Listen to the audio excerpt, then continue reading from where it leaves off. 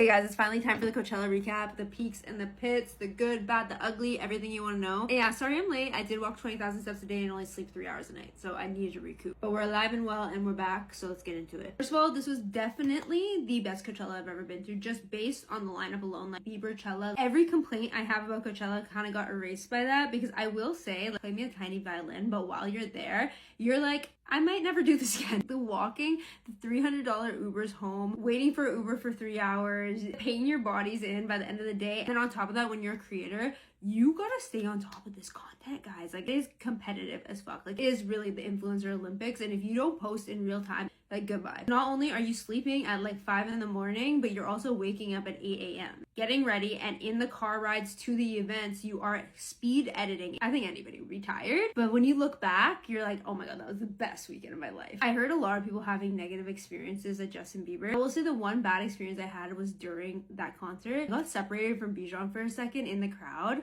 and I needed to get out of the crowd to find him, and I tried to get out. Like, I wasn't pushing in front of anybody. I was literally trying to exit, and people would not let me exit. They would be like, no, you're not moving past this point. Like, I don't care. Like, I don't give a fuck where you're trying to go. You're not moving past this point. I'm like, it's an emergency. Like, I need to leave. And I was being so polite, but it did not matter. People almost got in a physical fight because they were having an emergency and they needed to leave and they couldn't. So there are a ton of after parties after Coachella. And a lot of people wonder, can anybody go to these events? It is invite only, but you can actually buy tickets if you have a lot of money, because it is freaking expensive. If you go outside of Neon Carnival, they sell wristbands. Sometimes you can even get it for 50 bucks. I'm just saying. But when you look at people on Instagram promoting, it's like $500. I think Karol G was probably one of the best performances I've ever seen in my life, not even at Coachella. It was just the best energy. Me and Kiana did have VIP wristbands, and I heard a lot of discourse about VIP. But the thing is, our group all had GA, and we were like, whatever, VIP, like, just thought it wasn't really a big deal for some odd reason in our head. But then on the last day, we had to meet someone in VIP, and we went for 30 minutes, and we're like, oh,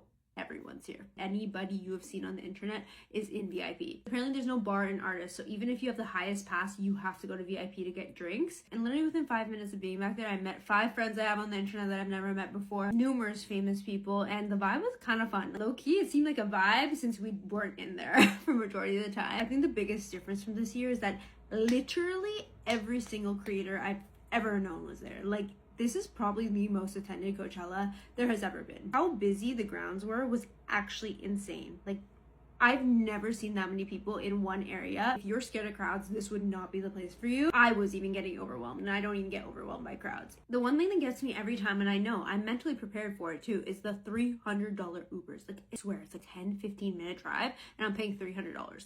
When you're with a group, it's not that bad. But honestly, guys, it is such a vibe. Overall, I love this year. I know a lot of people were hating on it, but you couldn't top the music, and I feel like we were with a good group, so everything worked out. But yeah, that's a Coachella recap.